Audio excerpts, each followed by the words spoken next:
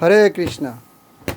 এই দেখেন আমাদের রুমের অবস্থা। সবাই সকালে গেছিল ডিউটি করতে, ডিউটি এখানে আর রুমের এই সেটিং করতেছে। বিদেশের লাইফটা কত কষ্টের, এটা কোয়ার মতো না।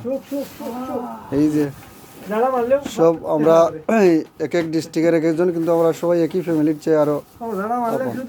এই যে বদ্দা, কিন্তু সিলেটি বদ্দা, হে হে এটা গাওয়াগি, এটা গুর্দা, সবাই পরিশ্রম করতেছে। বাংলাদেশ থেকে একজন নতুন অতিথি আসছে, ওনাকে জায়গা দেওয়ার জন্য সবাই পালং টালং ভাঙে আবার নতুন করে বানাইছে। ঠিক আছে, এটা বিদেশের লাইফ। হায় রে বিদেশ, খালি টাকা আর টাকা। এটা সচক্ষে না দেখলে আপনারা বিশ্বাস করতে পারবেন না বিদেশের লাইফ কত কষ্টের, কত ত্যাগ। দেখছেন সব কিছু এখানে, আবার এখান থেকে এখানে সেটিং করা হবে।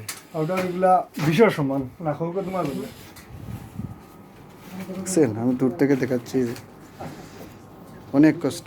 এখন রাত কয়টা বাজে? দুবাই টাইম 12টা হয়ে গেছে, বাংলাদেশ টাইম 2টা। কখন যে ঘুমানো হবে আর কখন যে খাওয়া হবে, এটা একমাত্র যারা আছে তারাই জানে।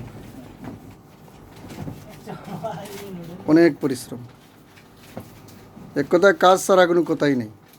এখানে নিজের কাজ নিজে করতে হয়, তারপরে দেশের লোক এগুলো বুঝে না। এটা বাস্তব চিত্র, এই যে বাস্তব চিত্র। এখন আবার খানা বানাতে হবে, খানা পাকাতে হবে, খানা পাকাতে পাকাতে আরো 1 ঘন্টা 1.5 ঘন্টা, তারপরে খাওয়া। হায় রে বিদেশ, খালি টাকা আর টাকা। কিন্তু এই টাকার পিছনে যে কত কষ্ট, কত ত্যাগ, কেউ বুঝে না এটা। ঠিক আছে, যারা বুঝবেন তারাই ভালো, আর যারা বুঝবেন না তারা খুব ভালো। এদেরকে আর বোঝানো সম্ভব না। হরে কৃষ্ণা।